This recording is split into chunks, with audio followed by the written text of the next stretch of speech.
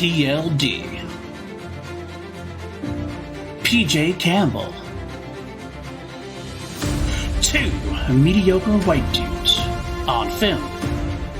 Because frankly, we know you don't have enough of that in your life. So we're here to give you more. And without further ado, here are two mediocre white dudes on film. Hello! It has been a bit, my friend. Tiny bit. Tiny bit. There's been things happening.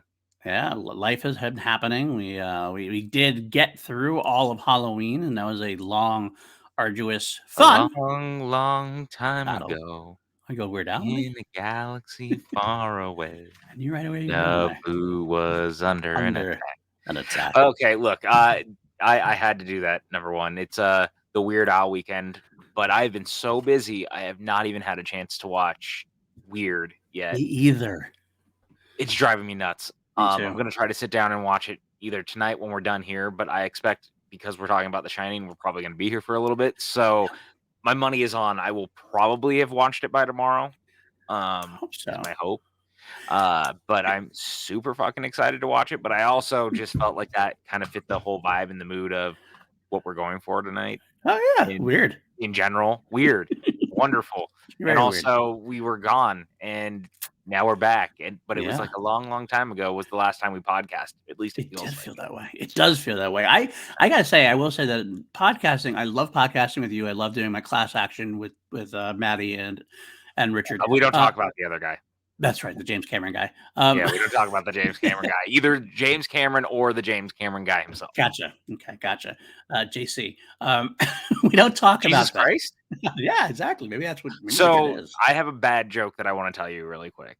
Okay, go ahead. Because you'll laugh, and you're also going to think I'm really dumb. But so you know that I now do something in my personal life. Like I have a very cool line of work that I really enjoy. Yeah, and absolutely. Last weekend we had a party at the establishment of which I work.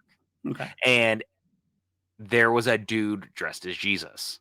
So then I went back the next morning because I was working that morning at the same establishment the day after the festivities of.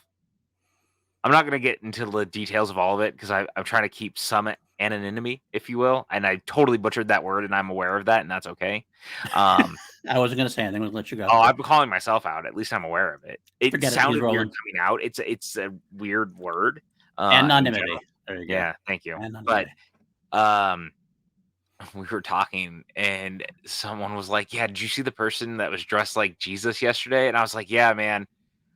When I read in the Bible when I was a kid that Jesus got hammered, I imagined it very differently."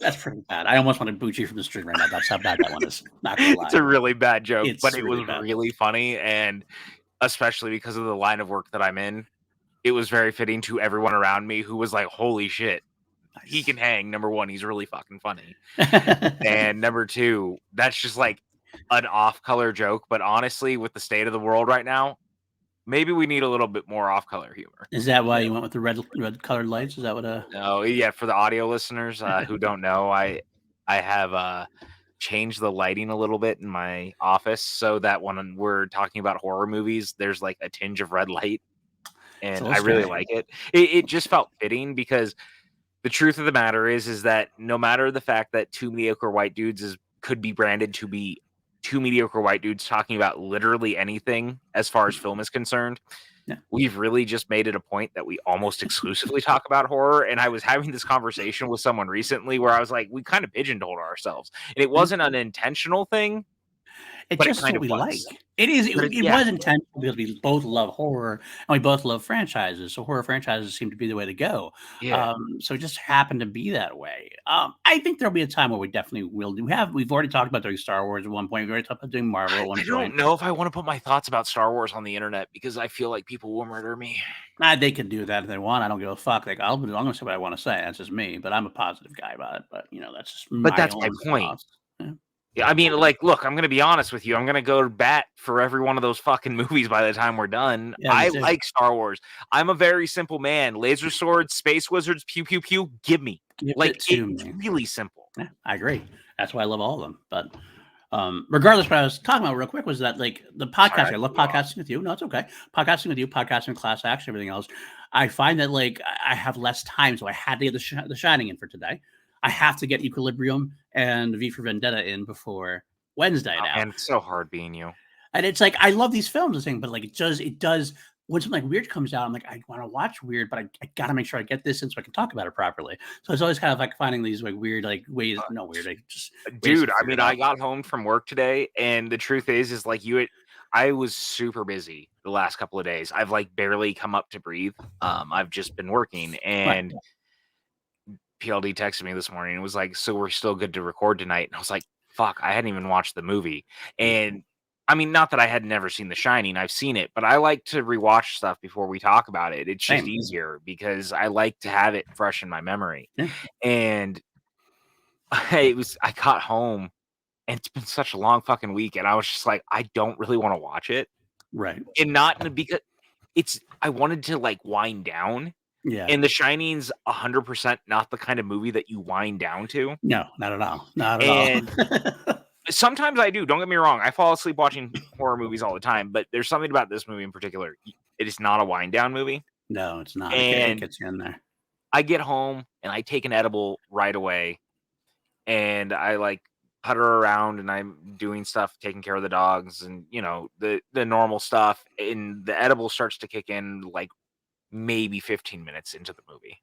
Oh, okay. And I realized very quickly that this is going to go south very fast because, again, this is not really a wind down movie. And I've never watched this movie stoned. I always actually avoided it because of the score. Yeah. Because I knew what it was going to do to me. And I was 100% right. Damn, I'm sorry. No, man. It's fine. I mean, I love it. It's an interesting experience, but it's so already tense. Right. And that score, we'll talk about it, but like in particular, there's something about the way that score like reverberates through the whole movie and affects it's the heart. you. It's the heart of the movie, really, to be honest with you, part of it. Anyway, but we had some other news this week that I kind of think we should touch base on. There's other news. There's news that we talk about. I could be very serious in asking you that, by the way, because I've been so like out of the loop. Right. No, you know about this news when we get into it. I just figure because we haven't talked in a couple weeks. Is David Tennant coming back as the Doctor? I mean, wow. I know. I didn't know that. No spoilers. Wow. No, I want to talk about touch base on something that we've talked about doing on here before. We touched base. Yes, now I know what we're talking about. Yes. We talked about doing Friday the 13th, the franchise. We were kind of like hedging in our bets at one point because we know that Sean Cunningham had said something about doing a movie next year potentially. So we're like, maybe we should wait on it and we'll do it closer to when the movie is going to come out. If it comes out, we still weren't really sure. There was no official moving forward or anything. But just recently now, we have now official from A24 and from Brian Fuller that we are getting a Friday the 13th streaming TV show, a prequel. A prequel is what it seems like. They're saying. No, it's not. It's not a prequel now. No. So okay. So yeah, tell me about it. Because I got lost a couple different ways. A couple different things came out and then they were corrected. And then so you and I and our friend Jeff have like a very normal group chat text exchange, and we've been talking about this since the news broke because I lost my mind. I mean, within a minute and a half I had sent you guys the article when it broke, and there was a lot of confusion because it was initially announced as a prequel, right? But there was weird stuff because I think it was Bloody Disgusting had somewhere along the line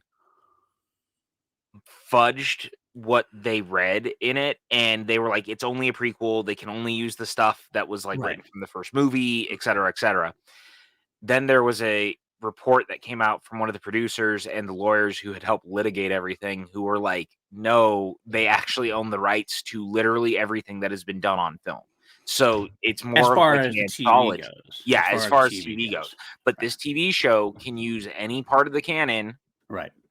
In any capacity. I mean, I would guess the obvious is within reason. Like they can't necessarily decide to use Freddy Krueger, even though Jason crossed over with him. They can reference it happened, but because Nightmare is going to be like its own other Yeah. thing.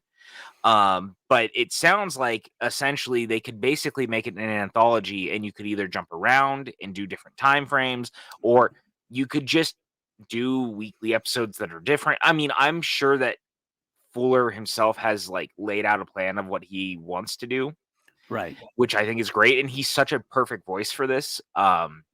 In fact, I think he might be the best voice to take this over right now in a way to me, he feels like the kind of person who can update it the right way, but still make it Friday the 13th.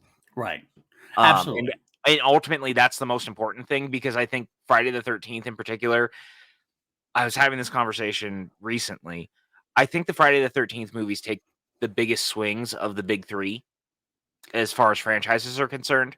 And in like playing with genre, in doing different things, in pushing the like it's Towards still the end, Friday the 13th. especially. Yeah. But like Jason X, Jason Goes to Hell, the Right. crossover, the Right. reboot, the like even the killer switch from the first to the second movie, like Friday the 13th does him fighting Carrie. He goes to like they do a lot of weird things. They Right. even did basically Halloween Ends before Halloween Ends in a capacity with Yeah. New Beginning. Yeah. So So we went to you agree. know what Yeah. I mean? Like Friday is prone to like being played with. Right. And Fuller's so good at that, and we've seen him take beloved properties already and make them, like, modern and updated, but still feeling like it. Hannibal is excellent. Right. I agree. So, you in all this of me breaking it down, so it sounds like this Peacock streaming series can be a Friday the 13th series that does whatever it feels like doing within the confines of what they have done in all the movies, but only on television because the film rights are still completely fucked up. Yeah, that was a quote from Fuller said he couldn't touch the films, and that was still a long way from being decided, which does break my heart a little bit because I do like the big screen Friday the 13th. And I do feel like I am probably the less excited of the two of us for this in You are. terms of, I mean, I am excited about this. Don't get me wrong. I'm going to be there day one and I'll watch it, everything else. My own feeling it's hard for me to get over is I feel like Friday the 13th doesn't work as well as a TV series as it does in an episodic film entry. Like some things I could see different. Like I mean, I don't even know what I could see or what I can't see. I mean, it worked for Chucky, so I mean, that's And something that's to what do. that was gonna be my rebuttal Which is I know is a I rebuttal. yeah, my rebuttal was literally gonna be, to your point, I would have agreed with you if Chucky hadn't just knocked it out of the gate. Right, but that seemed like I don't. I guess I need to see it happen again before, like anybody can do a Knocked it fluke. out of the park. Out of the gate? What the fuck am I Yeah. saying? Anybody can have a fluke success like that. I'm not saying that Chucky hasn't earned its stripes because it definitely has, but to do it again with a different franchise, I'm like, okay, I want to see if they can replicate that kind of success and do it in a way that it works for me, especially considering like it's such a weird like. I guess I got to know more, and I'm on board. I'm excited about it. I would rather see a film series. No, I don't get me mean, wrong. look, I think we all agree that we'd much rather it was a movie, but it simply isn't gonna happen, and Right. I'm at the point that I will take any Friday over no Friday, Yes, that I would agree and with as well. we also have to think to the point of what we were just talking about, guys like Tommy Jarvis, as far as the canon is concerned, I number one, I love I've talked about it on here before, the Never Hike Alone Mhm, series, the YouTube movies that are the Friday the 13th fan films that are really great that he is in mhm. and is played by the original actor, but there's no saying that in canon they couldn't bring Tommy Jarvis back. Right. They could. There's no saying that you couldn't go back to some of those characters and explore them. Like you could definitely do stuff like that. And that 100% seems like the thing that Fuller would be interested in Right. while also creating his own characters. And like, you know what's very funny about this? I have told you this in the past. I've been around this space a long, long time. And the one thing I've learned in the time that I have followed movie news or TV news or any of this stuff, there's always a paper trail of some sort. Mm, Ideas don't just usually pop up. These right. things sit around on executive desks for a long fucking time. Jason almost came to television a long time ago, and it Right. is not what you're expecting, but it's very interesting I get to bring this up because Warner Brothers at one time owned Friday the 13th, an episode of Supernatural was originally going to have Jason, and the two brothers were going to end up at Crystal Lake. Really? I never heard that, actually. Yeah, and you can look this up. Like, this is real. They were going to do it and everything, and it fell apart because of the rights, and they didn't end up getting to do it. But there, like, and we both know that there was like the Friday the 13th TV show in the 80s that was absolutely. like really not tied to At the all. movies at all. But like, Jason was going to come to television. Right.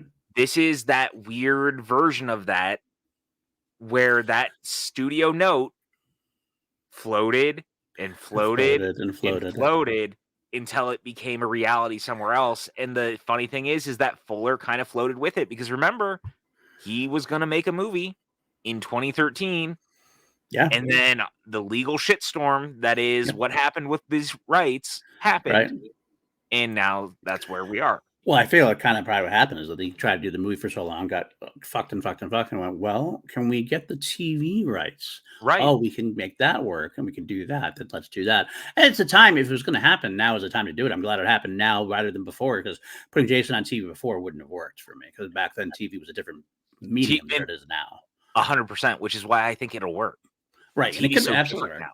And that's another reason why I am saying, yeah, it could work. And I'm totally on board for doing it. Again, the best thing you said that I'm completely 100% on board on is I'm more for more Jason than no Jason, or more Friday the 13th than no Friday the 13th. Give me something, and I'll be happy to have something at least. You know what's going to come from this? What? Nightmare is going to end up being a TV show. I think so too. I do. I thought that was more. I think Nightmare is actually better suited for TV than for movies, to be honest. And that, you know why it's important too? I agree with you, I think, to a point also, because I think there's more story stuff, but Friday can be expanded out, number one. It can. More story stuff. So that's fine. However, a great way to have to get around the fact that people are going to be talking about recasting Freddy, a perfect way to start that is on a TV show where you spend more time with this person that's playing Freddy. Yep. Because now it's not a 2-hour movie. If you do 8 episodes that are an hour each, you're going to get an idea of what this person is in the role. And guess what you can do from there? You can go to a movie. Yeah, absolutely. Yeah. I 100% on the same page with you. It's a way to make it work. And you could actually have a torch pass. You could have Robert Englund be in the TV series in some way to help pass the torch or whatever. Then it feels better. If you try to do that in a movie, it's like it always seems like it's going to be rushed. And you feel like, oh, I didn't get anything, Robert Englund. I only got 2 minutes in there. You feel cheapened in a way. In a TV series, it almost feels normal. It feels like a normal thing to do. Yeah. So I agree with that. I think we might get Nightmare that way too. Now, how that affects us, we had a discussion. We haven't really come to this decision yet, but I do think we're going to do Friday sooner than later. I don't think I want to wait for the TV series at this point. So I think it's different enough that I think we should just go for the series when we're ready to go. At this point, I say we should do it anyway. Yeah. I at this point, like, so very soon. It's very funny because we've gone back and forth on what we were going to do next, and the truth is that like we could do anything, right? And I kept thinking about it, and I was just like, honestly, maybe we should just do those. Like, it might just be better to just. I don't want to blow that right out the gate. We like just did Halloween, right? Which is why we might do a few smaller things in between. Like this one particularly. I'll throw out now. This is our Patreon request from Danielle. Danielle Ramirez wanted us to do The Shining and Dr. Sleep, one of her favorite 2 movies back together. And it's still a franchise, so we're going to do those back to back, just smaller. Obviously, it's not franchise. Wait to talk about Dr. Sleep. I can't wait to talk about both. I think they did both awesome films. One of my I don't disagree, but everyone knows about my love affair with Dr. Sleep. So we might do a couple of small things in between before we decide to tackle another really large one like Friday the 13th. But one that I do want to do, and you and I have talked about it, and I would love to see. I'd love to see how people would react, because it would stay within the franchise thing that we do, but it's also very tonally different. I would love to go through the View Askew stuff, especially now that Turks 3 has just come out and like it's on digital, so people can actually catch up with it. Yeah, I could do that. Honestly, it'd be a breath of fresh air considering we've been doing so much horror, but it's going to be such a tonal shift. Yeah. That's interesting. But it could be fun. There's all sorts of things we could do. At one point, I really wanted to do Wizarding World, and then I took a step back, and I was like, Wizarding World right now is probably not the Not the time one to to do go it. with. Yeah. Well, for a lot of reasons, and look, I don't disagree Yeah. with why people wouldn't want us doing it. They're not wrong, but I Right. also still adore that franchise Yeah. in a like very specific capacity because it meant something to me growing up, and so like I want to talk about the movies because I think the movies are great. I do as well.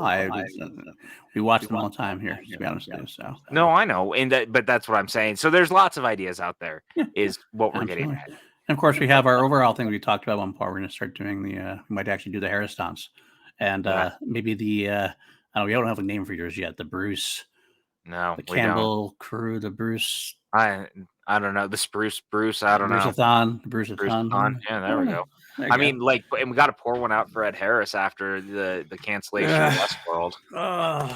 Oh, my heart can't take it. I know you're a very sad boy. I wanted one more season. I thought they could have gotten one more season to finish it up. I get why it was canceled. The ratings weren't there at that point for the fourth season. But they're also still paying the cast, which number one, I'm glad the cast is getting paid, but like you're still spending the fucking money. Yeah, so just fucking do it at this point. That's the cat that's happening, then I don't think anything else is like I mean, I just think they could have done even like a 6-episode series or something. They could have done something just to end it. But you know what I mean, David Z from Warner Brothers is not the My mortal enemy. Yes. This dude is Michael Eisner 2.0, but like it's watching Eisner make every bad decision again in like 6 months. Yeah. Not over like a couple of years. Like yeah. Eisner's slow descent into madness is very similar to Jack's in the movie that we're about to talk about. That's a good point. Zaslav's is almost only the third act of The Shining. In the way that I'm looking at everything he has done to the studio so far. Pretty much. And it does not look like it's getting better. In fact, speaking of, Mike Flanagan has even said that his third film in this franchise will never happen. Which is not shocking. Dr. Sleep underperformed, but like you could have done something even on Max, but Zaslav wants nothing to do with that stuff. He is not letting one of the Conjuring spinoffs move forward either, which is fucking crazy to me. Too, because they all make money. All of them have made money so far. I'm really worried that his line of thinking is it has to be franchisable in a way that it's like Annabelle, The Conjuring, The Nun. Right. You know, he wants it to be these name brand things. He doesn't want to do the Crooked Man, a Conjuring universe tale or whatever. And it's like, I want that though. I did go fucking bonkers. Like that was the point of Annabelle Creation or Annabelle Comes Home. I mean, they said when they made it that part of what they wanted to do with Annabelle Creation was have all those little weird trinkets that we got to play with that could open the doors to do new stuff. And now suddenly the door is closed and locked. And man, that makes an anthology series on HBO Max. No, that would be kind of cool. I would be okay with that. I would be okay with like a TV series. I'd be okay I'd watch the shit out of that. Are you kidding me? That'd be so fucking fun. Although funny enough, going full circle in a way, that's basically what the old Friday the 13th TV series was pretty much at this point, which I thought was also phenomenal too. I just read about that. Stay on desks. I was forever and ever. I know, exactly. I actually read about that recently. I've been reading the Friday the 13th book and about all the makings of everything. And like I said, that was actually really highly rated when it was canceled. It was only canceled because Christian groups got all up in arms saying it was all satanic and like it was all talking about Jason and stuff. And like the writers like, Jason's not even in this. This has actually nothing to do with Jason. But they are still arguing against it. They pulled sponsors. You know, it's almost like people who get mad about shit. And I keep talking over you. I'm sorry. I haven't seen you in so long, so I keep interjecting my thoughts in a way that I'm used to us doing. And I'm like, I should not be doing that on air. So now I'm saying it on air and people are going to hear it every time I do it now. And they're going to be like, you're such an asshole. You're right. I am. I'm sorry. I shouldn't be stepping on what you're saying. That's okay. It's okay. I get it. We've been a little bit of time and we're going to just move forward. It's all good. So I got very excited. You get excited. It's all good. People get really up in arms about shit that they don't understand. Agreed. And that's like a perfect example of it. And it's 100% anytime I hear people say that. Remember when the Phantom of the Opera was announced to be closing? Yes, I do.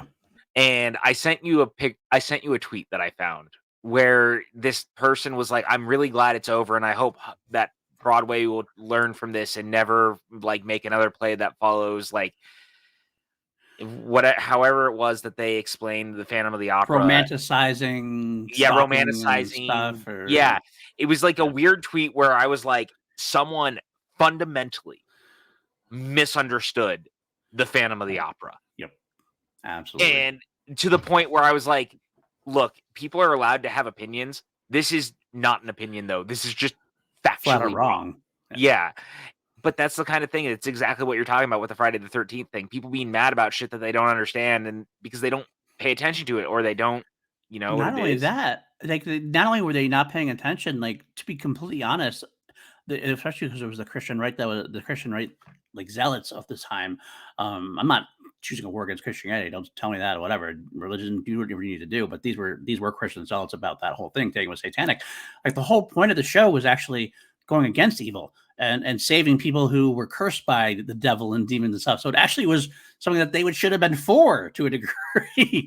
It was like you're cursing the wrong thing at this point. You're not. You tell me you don't understand the show. You're bashing without telling me you don't understand the show. You're bashing. It's ridiculous. It's the same as it always is, dude. Are you fucking kidding me? That's how this is. It's still happening. Let's be real. And it sucks. And it's fucking exhausting. And I hate it. I hate it.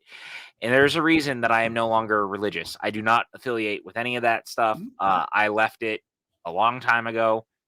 Yes, I'm going to be the small satanic man in his cave of wonders with the red lighting, talking about horror movies on a podcast. Like, they would probably come after you and I. I listen to Dio. I wear horror t-shirts 95% of the time. You and I, my friend, we are the problem, allegedly. Yeah, at least for the 80s satanic panic. Yes, exactly. We are the poster children of that. For the 80s satanic panic, absolutely. I bet us liking Doctor Who is also a part of that. I wouldn't be surprised either. I absolutely wouldn't be surprised at that. They're going to look at Davros and they're going to be like, what is that? And now there's Cybermen and there's like all these things, and this man can change his face. He's coming back to life, and it's not even 3 days later. He's the devil.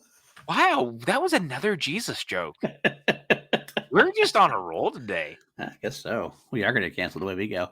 My God. Well, no one can actually end the show, at least, because we run the show. Yeah, that's true. No one can cancel us. And we don't have any sponsors, at least. And we're not saying anything wrong, by the way. No, not at all. Not at all. Fun. We're having fun, and that's the thing. And I know that you and I would never cross the other lines, because those are the only lines I'm willing to cross are the religion ones, because I came from that background. That's true. We are. Right?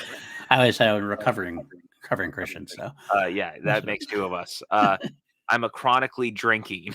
That's our religion. Yeah, pretty much. Yeah. No meetings for us, though. No. Actually, maybe this is our meeting for recovering Christians. I don't know. Maybe honestly, probably. Could be. Well, speaking of that, let's get into this week's episode. Now, I was having so much fun just hanging out. I guess we can talk about The Shining. We're here to talk about The Shining from Danielle Ramirez. She wanted us to do The Shining and Dr. Sleep, and we both kind of jumped to the chance. Who's Danielle Ramirez? She is our patron and our friend, and my work wife from Call to Action, the former Showdown after show. Really great supporter of us. We like her. We like her a lot. Okay, cool. I just thought we should probably, put it out there. Patron. Yeah. Put it out there. Yeah, okay, that's fair. That's probably fair. So if you're a patron on patreon.com/PLD projects, you too could suggest franchises that we can watch. I do think at some point, if I talk to Brandy correctly the other day, I think she wants us to do the Final Destination series, which I'm all aboard doing at some point. Brandon Buckingham also there. He got us to Lord of the Rings trilogy. So you can get some, if you want to hear us talk about something, that's the way to go. That's the way to get us to do what you want us to do. We become your puppets. You are our puppet masters. See what I did there, PJ, for you? Oh, I saw it. Did you see the look I had on my face? I did. It was nice. I might become a patron just so that I can make us do the Puppet Master series. Yeah, I would pay you at this point to do the Puppet Master movies. That would work. I'm not going to lie. That would definitely work. I'm aware. That's why I was like, I would fucking pay you at this point just to talk about Puppet Master. And everyone who's listening to this podcast, shut us off immediately because they were like, this fucking guy again. Puppet Master again? Jesus Christ. Hey, shout out to the time that I made Con guess Puppet Master on the basket case question in our final down ever because they knew me. You actually had Puppet Master and Basket Case mentioned the same match. Never thought that Same was going to question. happen. So, I know, same question. Never thought that was going to happen. No, me either. But The Shining, that's what we're here to talk about today. It's The Shining. I want to give a little background real quick about myself, The Shining. I just want to throw it out there. This is the first horror movie that I ever saw. And I saw it at a young age, somewhere around the age of 7 or 8. And it creeped me the fuck out, not gonna lie.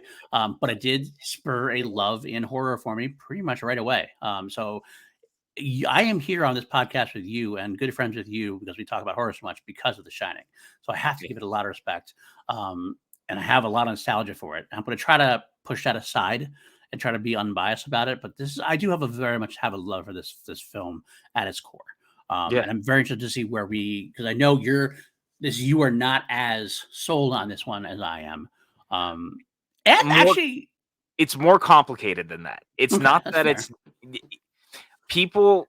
I like this movie as a movie of itself, but I'm also not a Stanley Kubrick fan.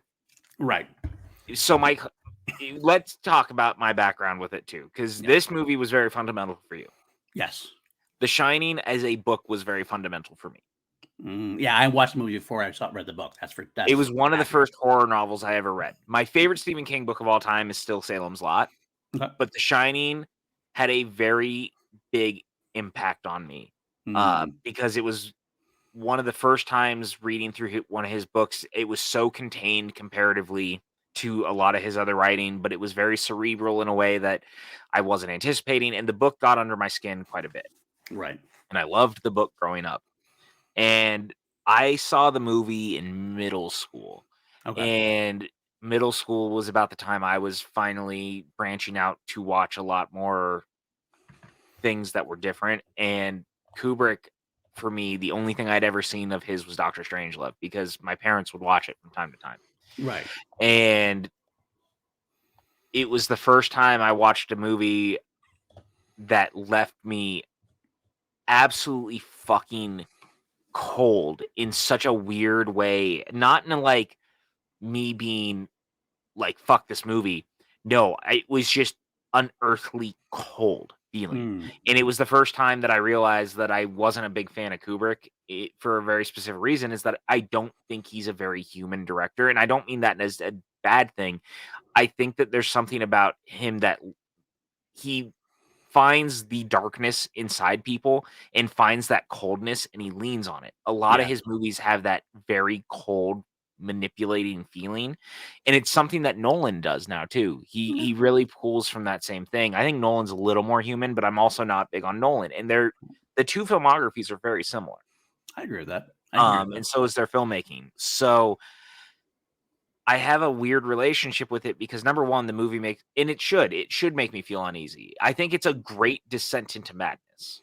Oh, 100%. It's also a super fucking terrible adaptation of the book because I think it fundamentally misunderstands most of the characters and what the book is putting down. I don't know if the misunderstands is the right word because I think he understands. It just doesn't care. He doesn't care. Well, okay, I guess that's fair, but yeah, okay, so Kubrick doesn't give a shit. Right. He basically asked Stephen King, he's like, can I change everything I want? And Stephen King kind of said, yeah, sure, but didn't expect it to be as different as drastic. Like, it is drastic. Most of the imagery in the movie that like you recognize and that's super iconic, none of that is in the book. Right. Like the book and the movie are very fucking different. And Stephen King hates the movie, like very famously hates the movie. He now likes the movie more. He has softened on it. Yes. Do you know why? I've heard. Tell me why. Tell me exactly. I remember hearing a little bit about it, but because Dr. Sleep took all the stuff that he was mad about and fixed it because it found the humanity in the characters that was missing from it. So Flanagan, 40 years later, was able to take a bunch of the stuff that he knew that King wasn't happy about, write it, but also make a sequel to a movie that's could become like a bona fide classic for horror fans and film fans. And what's super fucking interesting is that on release, The Shining was not like a huge box office success, and it was not very critically well received. No, it took a while to kind of get where it needed to It is, go. yeah, it has taken time for it to become what it is. Time has been very kind to this movie. And again, this movie is not a bad movie by any stretch of the imagination. So no one go into this thinking that either that I'm not going to tear this movie apart. There's nothing to tear apart as a movie. Mhm. It's just not a very good adaptation, and I'm able to separate the two. But I also get lost in the cold feeling sometimes. And that Mhm. again is arguably the point. You're not supposed to feel comfortable.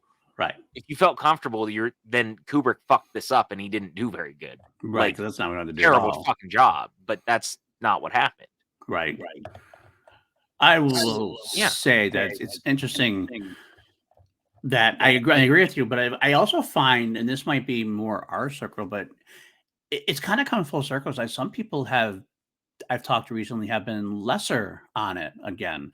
And I know part of that is our retroactive look back at how people have been treated. I know I don't want to talk about it very much, but I'll throw it out there that Shelley Duvall was not treated very well by Kubrick on this set. I mean, it's totally snapped Abused, her. and it totally snapped her. Again, I don't. We neither of us approve of that. Neither of us are No. going to say it's okay that it happened.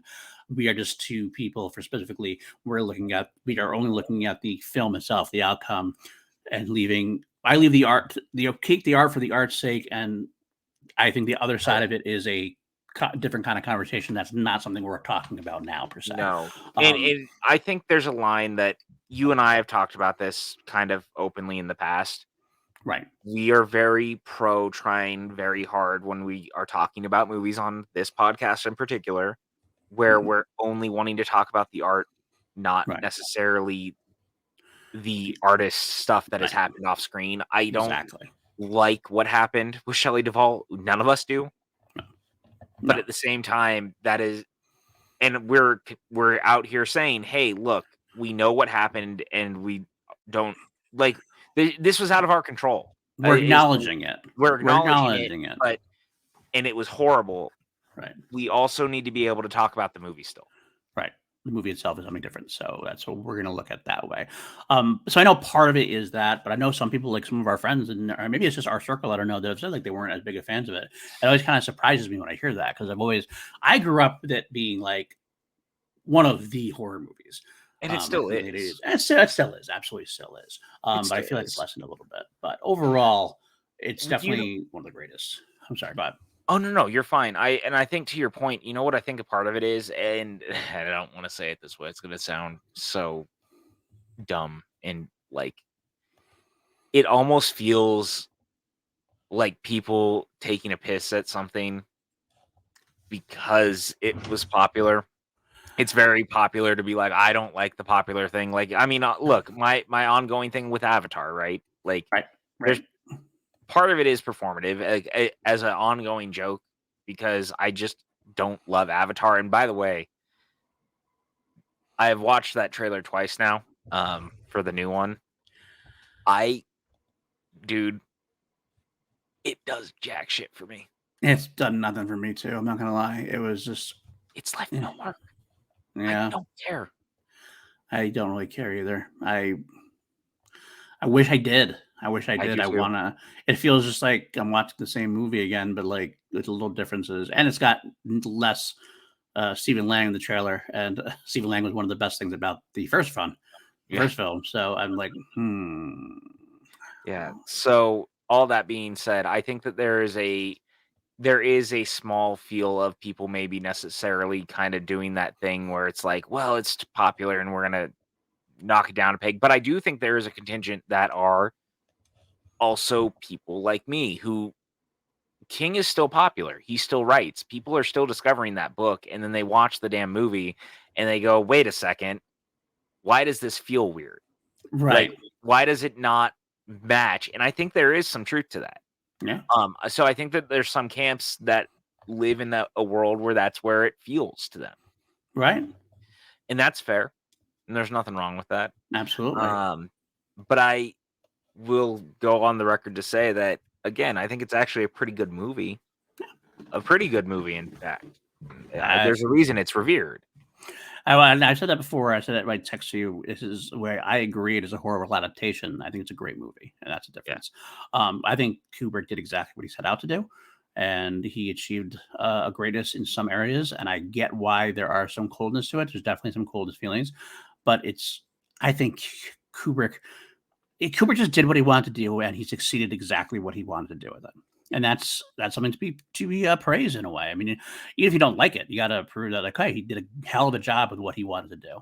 And it happened right from the get go. I mean, let's just start getting into it. I love the job. Like, I feel like this actually might not take as long as you think it will, because I feel like there's not a lot of specifics to talk about. It's more generalities, and all the generalities go throughout the entire film.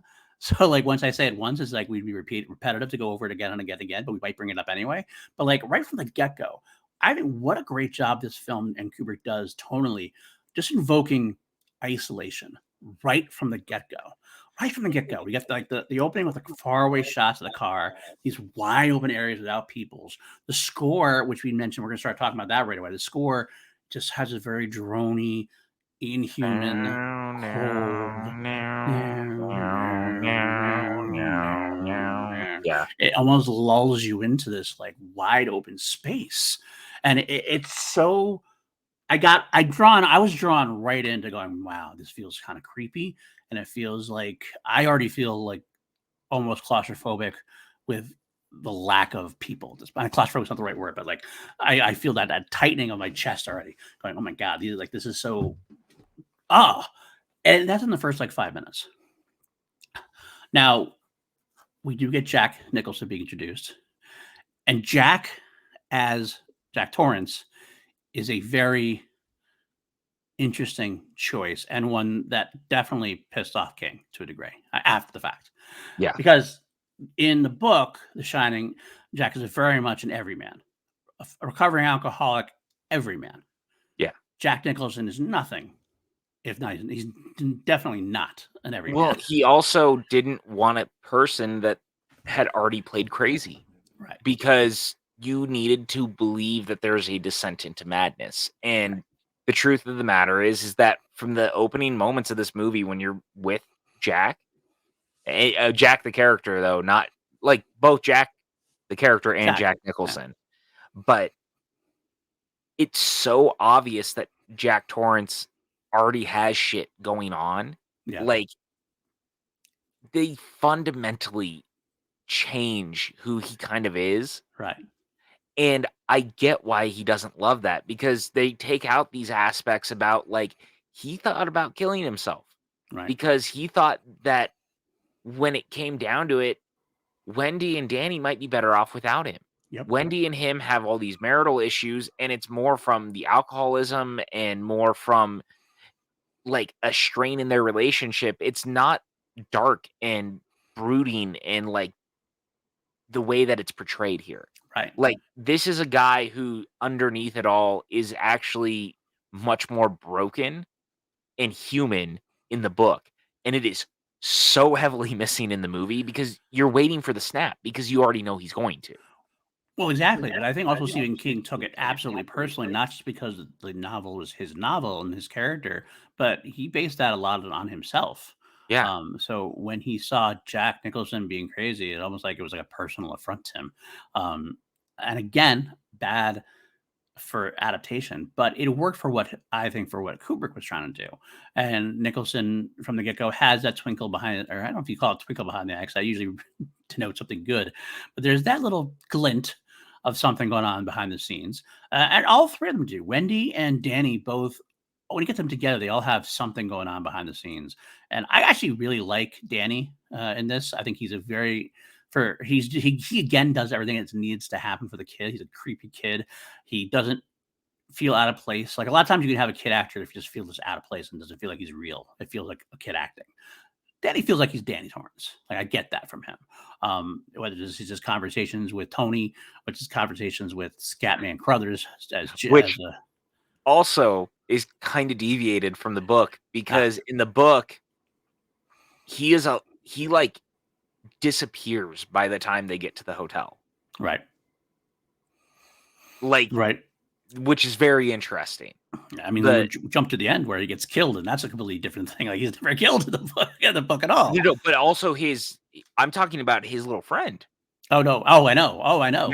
Yeah. Like Oh, yeah. that whole thing with having the imaginary friend. It like the moment they get there, he goes away basically because he doesn't want to hang out there anymore. Right. It makes sense.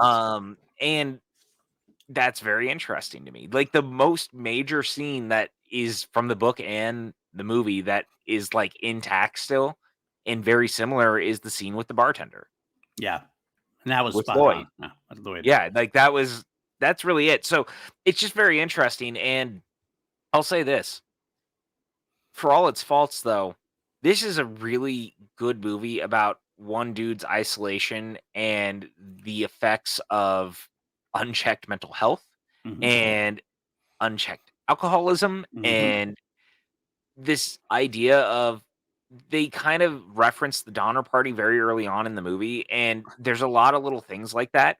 Although one thing I never really caught it before for whatever reason until today, they totally hint at the book's ending. Lloyd talks about it. Yes, he does. He totally talks about the fact that in the book, spoiler alert, and spoiler alert for next week's movie, again, part of why King likes that movie so much more, is that they originally burned down the hotel at the end of The Shining. We'll get into that next week specifically because that's not the end of Dr. Sleep. Mike Flanagan actually changes the end of Dr. Sleep, but it works better. The Overlook is not even in Dr. Sleep. Right, I know. The land is. Right, the land is, but not the hotel itself. Right, absolutely. Yeah. So it's just very interesting. By the way, I want to throw it out there. You mentioned the Overlook. I want to talk about two things briefly about the Overlook real quick. Like a lot of people try to talk about the 1990, I want to say TV miniseries that they did with Steven Weber. Yeah. That King wrote. King wrote, King was involved with, and it was good. It was good for what it was. It was kind of crappy in terms of just like production value. So it had a hard time really. I mean, it was on I think it was on network TV. I think it was Sci-Fi Channel. Was it? I don't know. Yeah, I'm like 95%. I will look right now. Either way, it was 95% sure it is. It was on TV at a time where you weren't going to be able to do much horror stuff on a TV show that was worth your salt, so to speak, especially compared to what you can do on a big screen for an R-rated movie. So it definitely kind of lost its luster a little bit. But the Overlook itself, I don't know if the Overlook was better. It was just a production thing. My God, the Overlook in The Shining is so good. So that is such a perfect hotel space that they used. It is so epically big and so epically like you can hear everything, the echoes, the sound design, by the way, this entire movie, the sound design is phenomenal. The big wheel going from the carpet to the floor, to the carpet, to the floor, to echoing the ball, and Jack Nicholson is throwing the ball off the wall. Everything just echoes. It just, everything is about this vast space that you're in, that you're by yourself in. And it's always done throughout the whole thing. But I think the Overlook is such a great character in this movie that and I think it comparatively, this is one place where The Shining completely outshines, no pun intended, outshines Dr. Sleep. Is I wasn't as big a fan of the Overlook. The Overlook felt more little comparatively to what we saw in there, and maybe that's closer to the book, probably. Yeah, but I liked the Overlook best in The Shining. It felt oppressive. It felt like almost like a big weight on their shoulders comparatively. I don't necessarily disagree with you. Mick Garris directed it. Okay. Sorry. I was going down the rabbit hole while you were talking. That's fine. And you were right. It was ABC. For some reason, you know what it is? Because I saw it on Sci-Fi Channel probably for the first time. I 100% thought it was a Sci-Fi Channel one because they'd also done stuff like that. Absolutely. I think they did it, didn't they? Or did they? Or that? No, that I think might have been CBS. Yeah. Actually, I don't think about it. But I was going to say CBS or NBC, one of the two. But I digress. Either way, network TV. Right? So the design of the Overlook is very different from the book, but I also really like it as a movie. Just because that hotel is really gorgeous and it feels isolating. The one thing Kubrick is very good at is making sure that the things around him feel real and lived in. Yes. And somewhat like a thing that will affect you in some way, right? It's something Ridley Scott's been really good at too. Like Blade Runner is a perfect example of a world that is created and feels lived in and real. The Shining does that with one hotel in a very specific way that's very interesting to me. And it's very iconic down to the way the carpet looks. Like, imagine your carpet in a movie is still talked about and used in things. Like, that's such a weird thing that we focus on, but they created something iconic with the Overlook in this, and just like the shots of how it looks when you're like using sweeping camera work and the hedge maze, and the way that everything looks is so striking. And it's both warm and inviting, Yep. and also icy cold, Yes. which is, I mean, obviously, yes, there's snow and shit, but I mean like a viscerally cold feel being inside of it. 100%. Every time they walk down, it's such a great cinematography too. It's always taken from either a wide shot where like you see how big everything is, or else it's like close up on whoever's there, but like almost from behind them, so you see the vastness in front of them. Like every time you see Danny on the big wheel, like it's like right behind him, but you see him like going through these areas, and just like he's nonstop going. He just keeps going and going and going. And it's so weird, and like just again the droniness of it just takes you on. One I forgot to mention this real quick when you said that they showcase the ending already earlier in the film. They did that a second time. I just noted for the first time this time through. They're listening. I think it's Wendy who's listening to a news report. Yes, I know. I caught that too. The woman's missing on the trip, the hunting trip, in the snow, and the snow is coming, and she's gonna be cut out in the snow. I never even thought about that until this viewing. This is like 40 years later, like my 40th viewing of it. Never really thought put the two and two together until I heard that together.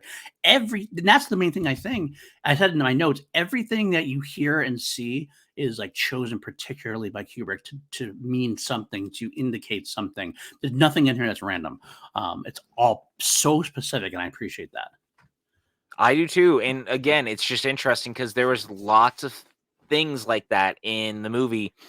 Again, I have seen this movie so many times, but it was just interesting catching stuff that I had never really noticed. Right. Because I was looking for it in different ways because we were coming into this. Right. 100%. You know what I mean? Like I pay attention to these things differently when we're doing it for the podcast. And it was just, oh, that's kind of neat. That's kind of interesting. Or those little types of things. But man, the one thing too about this movie is that it doesn't work if I can't get behind any of the people in the movie. And this movie has a really talented 4-person cast, like front and center, between Nicholson, Duvall, Lloyd, and Crothers. They're all excellent in this. Yeah, they are. In different capacities. And that is part of what makes it so special and why I keep going back to it, because the performances are all great. Now, again, we're both very well aware of what happened to make one of those performances at this point go the way that it did. But even before I knew any of that, the first couple of times I had seen it, Shelley's performance in this is like remarkable. She's so good, and she's the heart of the movie, honestly. Her and Danny for me. If I don't care about her and Danny, the movie does not work. Yeah, 100%. I absolutely agree. You mentioned Crothers. I just want to point out there too, real quick. He didn't have a lot to work with. No. But man, his scenes are great. Like his scene, like it's kind of weird how the movie goes. They introduce Jack and Danny and Wendy, and they all go up to the hotel after Jack gets the job and take a long time like introducing everything. All of a sudden, you have the scene with Scatman, Crothers, and with Danny Lloyd, and they're having the conversation about The Shining. It's the whole crux of the movie, really. It's a whole, it sets everything else up. Oh, you got The Shining. We start talking about it, and all of a sudden, like at the end of that, that's where it just jumps thematically to like they're alone. It's such a weird juxtaposition for me. Like they don't say goodbye to him, it just goes boom, everybody's alone now. But that scene with Scatman Crothers is phenomenal. I think that like I'm just so engaged in everything he's saying and like watching what he's doing, because you know that if he has The Shining, he has The Shining as well. Living and working in that hotel, which is a prime prime spiritual spot. There's so many demons in that. I mean, this is a mental health movie, but it's also a haunted house movie by far. Oh, 100%. And it's a great combination because there's sometimes I tried to take. I remember back in the day, I tried to look at it like, is this all mental health or just what's going on here? Or is just all haunted house? I couldn't get it to juxtapose because there are moments where things happen that couldn't have happened without the haunted house, like Jack getting out of the storeroom. Like he couldn't have gotten out without the haunted. So the haunted house part is real. It's not all in Jack's head. Because I mean, and of course, like we don't kind of learn this stuff until later, but like where it's built fully and like why it is the way it is very interesting. Yeah. And it has a whole lot of implication about cultural appropriation of land and us doing the things that unfortunately white settlers did or European settlers did, coming in and, you know, stealing people's land and killing people and building shit on top of graveyards that they shouldn't have. How very poltergeisty. In a lot of ways. And I'll say this, man, Scatman Crothers, he can act his ass off and he's just so fucking good in this movie. He's a guy that he'd pop into things and it was always so good because he always just put in whatever it was calling for. He always managed to be like the beacon of hope in a movie that, for me at least, you know what I mean? And what's interesting is this movie came out like not very long before he died. It was like 6 years. And yet you would never know he was really sick or anything. He's just so fucking good. Yeah. 100% he is, and he's got it down. And like I said, he has those moments that where it's the small moments, but they are very, very successful. And you need him in there because you need him not only because of obviously the ending, you need him for the ending, or else it doesn't work. But you need him to kind of tell you about here's the exposition scene that we need as far as what's going on with Danny and Tony and The Shining. Otherwise, we have no idea what's going on. We just know Tony, like, Danny's talking to somebody, and like he sees things, and you're kind of like, what's going? Okay, this is Scatman Crothers is saying, okay, Halloran is saying, okay, this is what's going on with you, and but they leave it open enough, which is why I said that scene works so well because he leaves it so open enough. He's kind of like you could see him like poking Danny, trying to see where he is with The Shining and where he is and what he knows, what he doesn't know, and also he's poking at Danny and Jack and Wendy, and he's trying to get as much as he can. He doesn't feel great about it, but like I think this is where the juxtaposition happens when we jump. All of a sudden, we jump ship to the next moment. It's like we leave it. The audience is left unfulfilled as far as what's going on, and he's left unfulfilled. That's why he later on gets the message from Danny. Why he calls later on to try to figure out what's going on. That he knows something's wrong. It's very, very intriguing. Very intriguing and well done. No, it totally is, man. And I think that the dichotomy that he and Danny Lloyd share in those couple of scenes, either through The Shining as it is, or that scene that you're specifically talking about, like the whole crux of the movie comes down to their performance and their chemistry. Because if I don't buy them and the conversations and him actually giving any shit about Danny and the fact that he finally found someone else there that shines, you know what I mean?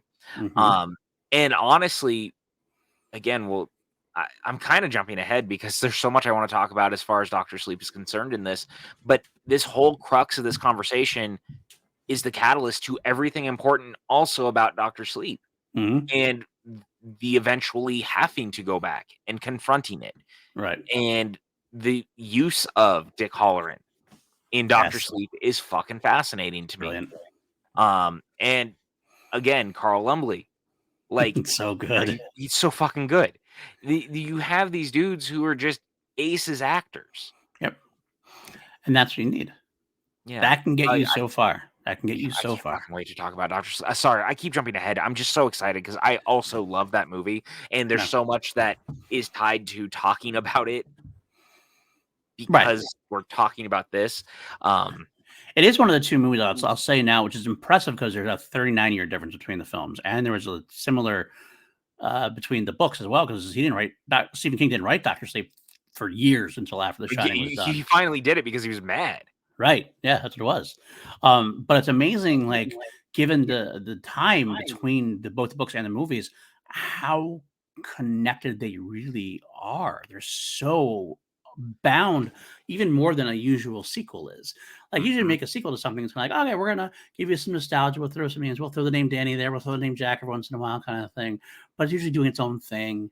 Unless they're trying to basically remake the other one, remake Right. the first one, which happens. But that Doctor Sleep doesn't do that at all. Doctor Sleep takes a totally different like journey, and yet it is so solidly based in everything that happens in the first film, which makes I it can't a look at one perfect without the sequel. other. Right. Yeah. Makes it a perfect sequel. I can't. I'll also. I mean, 'cause you keep talking about your love for Doctor Sleep. I'm right there with you, and you know that. Like we have the same love for Doctor Sleep. To be honest with you, I just love this one just as much more. I think, but I will say that like. I mean, you said Carl Lumbly. I love that idea. And that's exactly we'll talk about that more when we do talk about Doctor Sleep. How Flanagan worked that out, made that thing happen. When I still feel like Stephen King wrote like Halloran in Doctor Sleep only as a big fuck you in a way. Well, no, I think you're 100% right. So, have you ever read Forrest Gump? This is like I this have not actually. actually. No. Okay. So, Winston Groom, the guy who wrote Forrest Gump, Mhm. notoriously also hates the movie. Okay. He felt like Paramount screwed him out of money, and he also hated that other than Forrest running and playing football and Mhm. like ending up in real life situations, the book and the movie are like vastly different. Mm. And I actually think the movie is better ultimately, because I I think it is narratively more interesting. okay. I never read them, In the so movie, they kill Jenny. Jenny does not die in the book. oh, okay. Interesting. So, as a fuck you, at the fucking beginning of the second book, because there is a second Forrest Gump book Right. called Gump and Co. about him raising his son. Right. He kills Jenny and then brings her back as a Force ghost for the rest of it. Okay. All I'm right. not joking. And the book starts with Forrest saying, if someone offers to like make your life into a movie, don't let them. And he's at the Academy Awards. I'm not joking. Like that's a real thing. So that the pettiness of any author is real. Right. Yeah, And that's a absolutely. fucking real thing. And again, if you don't believe me, look that shit up. I've read both of them. I own both books. I will have to look at them at some point. Absolutely. It's fucking wild, isn't That it? is And well. actually, now that I think about it, wow, there's quite a bit of bringing that kind of thing back into Doctor Sleep. Actually, Yeah. Oh, a couple of things. Absolutely. I know that killing off Halloran was one of the things that King hated. I'm reading about that. So having him in there, like, I don't think Halloran was necessarily needed in Doctor Sleep. Like they could have done that without. He could have done what he was doing to do without him, but it was definitely good it's to have so him. much better with it. I agree. It's much better with it. So, but I feel like that was the impulse. It wasn't like I want to write him in. It was I need to put him in to say fuck you. I kind of On feel that way. and again, that's why I'm saying I think the pettiness is Yeah, fucking real. Like absolutely. 100. This is like The Rock and Vin Diesel. That's a real feud. Yeah, Like absolutely. that's not like fun and games. No, that's Right. fucking real. That's what that is. Right. Um, man, this movie is crazy though, Yeah. because it's one of the most tense experiences you're ever gonna have. At least 100%. for me, Yeah. because you're locked in a hotel. It's isolating. It's very similar to Jaws. Mhm. Jaws has got that very interesting side of itself that is, oh hey, you're stuck on a boat for a good portion of the movie. Guess Right. what? Well, that means if you're stuck on that boat, you can't go anywhere. They lock you in this room or this hotel rather and leave you there with a dude who is slowly going crazy, Yeah. with another person who is terrified beyond all reason, Mhm. and then with a child who has no idea what the fuck is going on and is probably being haunted by the hotel. Correct. It's a no-win situation, and it doesn't feel it happens almost immediately because Jack starts going downhill pretty quickly, but, Again, like he's already snapped by the time they get there, let's be real. well, yeah, exactly. But, like, the moment we start really feeling it is when she comes in and he start like and she interrupts him during work, and he just starts losing out on her, losing out. He's like, when you hear me typing, why don't you just get the fuck out? And you're like, dude, it's your wife and everything. This is not what's going on here. At the same time, you see Danny seeing room 237 they talked about, and you're like, kind of like, okay, that's something's going to happen there. And it just once that starts happening, you start realizing along with Wendy, man, he's losing his mind. I don't have any recourse here. Their phone lines are already down. I have the radio, but what would happen then? I could guess I could take the snowcat. Like you can see, like going through her mind. There's not a whole lot I can do right now. There is a hotel, and my husband's going crazy bit by bit. Fuck. And she doesn't do anything about it because she doesn't feel like there's anything she can do about it. But you could just sense the weight pushing down on her, just like it's pushing down on us. Because like we are witnesses to this, but we can't do anything either. We're just like, holy fuck, this is gonna go south quickly, and it does. It does start going south. And I'll say this to the going south thing. The more that the movie continues to go south, the more intense the score becomes for me. Yes, and the score is such a perfect counter of tension. It's almost suffocating. That's the best way to describe it, is that it is overwhelmingly suffocating at times where I just feel dread. And Kubrick uses so many of those long shots of hallways and things that get under your skin, mixed with the music, mixed with everything that's happening. It's really a masterclass in putting together a horror film that is light on gore, to be honest, or really on kills or chases, because none of that happens really until the third act. It's more about just the building dread as you watch. Yes. And that's what's so fascinating, because it's not the thing that you're used to seeing in a lot of this stuff. Absolutely. It's such a keep going back to it. It's so oppressive is the word you use. You just feel that weight. And you know what's funny is that if this came out now, it would be considered elevated horror, which is really funny to think about, because I hate that term. I think elevated horror is such a fucking cop-out to be like, my horror movie is better than the other horror movies around me, which is, fuck you. Like, that, it's so stupid. It is the worst part it's one of the worst things vocabulary that's come out about movies. What the fuck is elevated meaning? Because it's not a slasher film, so if there's any kind of thinking about it, that's all of a sudden elevated. Fuck that. The fucking goat ass. I never. I'm so mad. I hate the term, but this would 100% be considered elevated horror. It would be, yeah, if it was released now, because it's not the thing that people anticipate from what would be like a slasher film. Right. Because this movie also has like a weird reputation at this point as like a slasher film, and it's not. No. Everyone always knows the here's Johnny moment. Here's Johnny. Yep. But that's it. That's really as far as that goes. We have one kill the entire movie. Yeah. One. Well, two, technically. Well, two. He died, but he doesn't get killed. No, I know. But so, yeah, okay. All right. So, there's two deaths. Okay, like, 2 deaths. 2 major deaths in this movie, right? Right. But like, I almost feel like, I don't know. I almost feel like it would have been the studio pressuring them to kill Halloran because we need to have some kind of death, or else Jack seems like a limp dick or something like that. And it's like, that's not the case here. You don't need to worry about that. But and again, to everything we talked about earlier, right? Because you're not wrong. Right. But what's interesting about that is that also becomes the conversation of, well, here's the problem. That's not the book. And so I think that there's a war of itself where they realized, they were like, shit, that is really not the book in any capacity. So we need to fundamentally change it, because we need to make something that's more quote unquote exciting, because The Shining as a book is so character driven. Yeah. And to the point the movie kind of is, but not really, because it's really about the descent. It's a very different thing. It just makes the overlook a character itself, and that's what the character driven part also has to deal with, and it's not as easily shown as far as like in a book. But I loved all the stuff with the ghosts, especially once you start getting into the things with Lloyd and the bar and the bartending, and then the party, and what are you talking about? You've always been here. Like You've always that been the whole thing. caretaker. Yeah.